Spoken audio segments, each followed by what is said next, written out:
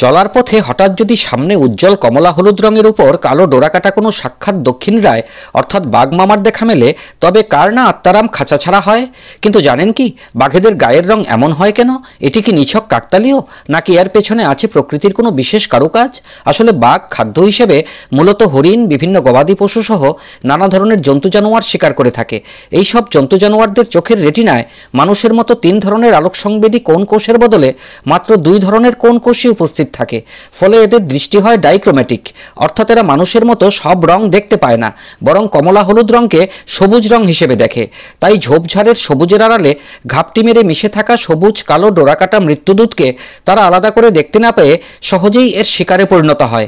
তাই জঙ্গলে ক্যামোফ্লাজ করে সহজে শিকার করার সুবিধার্থে বাঘের গায়ের কমলা হলুদ রং হলো প্রাকৃতিক বাস্তুতন্ত্রে বেঁচে থাকার জন্য বাঘেদের একটি জিনগত বিশেষ অনুকূল পরিব্যক্তি বা পজিটিভ মিউটেশন।